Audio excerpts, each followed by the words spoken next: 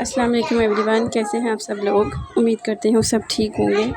तो सबसे पहले मैं एक बात क्लियर करना चाहती हूँ कि मैं डॉक्टर नहीं हूँ। मैं बस इसलिए ये वीडियो शेयर करना चाह रही हूँ कि मेरी तरह जो माएँ अपने बच्चों के साथ सफ़र कर रही हैं वो उनके लिए ये वीडियो है। अब अक्सर मैं जब हॉस्पिटल अपनी बेटी को लेके गई हूँ तो मैंने बहुत बच्चे देखे हैं वहाँ पे जो इससे सफ़र कर रहे हैं, जिनके स्टूल में ब्लड आता है। तो मेरी काफ़ी ख़ुद भी मैंने रिसर्च की है इस चीज़ पे। सबसे पहले मैं अपनी बेटी की थोड़ी हिस्ट्री बताती हूँ। एक्चुअली ये जब 10 मंथ्स की थी तो तब इसके स्टूल में ब्लड आना शुरू हुआ था। तो उस टाइम तो हमें भी नहीं पता था क्योंकि मेरी पहली बेटी है और मुझे भी नहीं इन्फॉर्मेशन थी, और डॉक्टर्स के पास हम जाते थे तो उनको यही लगता था बैक्टीरियल इन्फेक्शन है।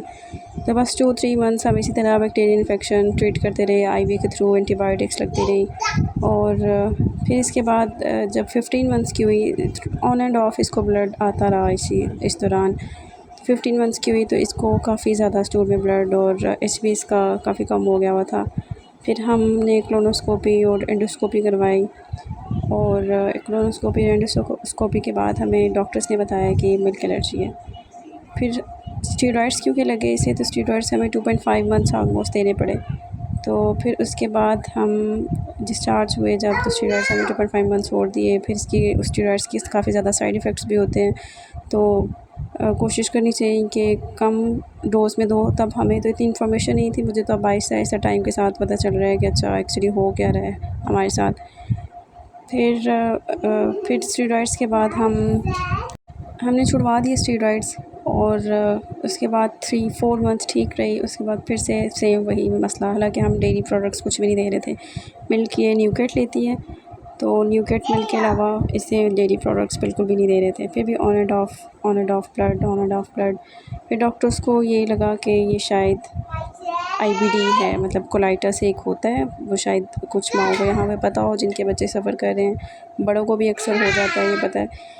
लेकिन अभी तक ये इस पे रिसर्च हो रही है, अभी तक कुछ नहीं पता चला कि क्या मसला है।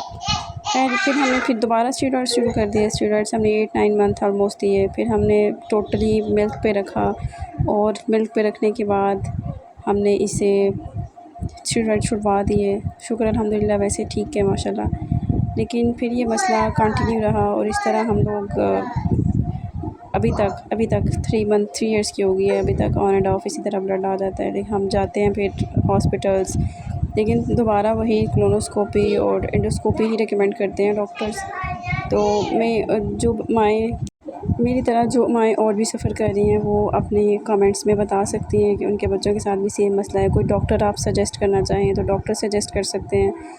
ओवरऑल मैं कोलाइटिस के बारे में थोड़ी बात करूँगी। जो कोलाइटिस होता है ना, बेसिकली वो एक ऑटोइम्यून डिज़ीज़ है। उसमें वो सेट नहीं होता, वो खुद ही किसी भी चीज़ से रिएक्शन आ जाता है, बच्चे को ब्लड आना शुरू हो जाता है।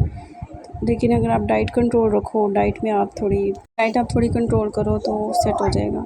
तो मैं बस अभी थोड़ी नेक्स्ट वीडियो में मैं थोड़ी कोलाइटिस के बारे में बात करूँगी।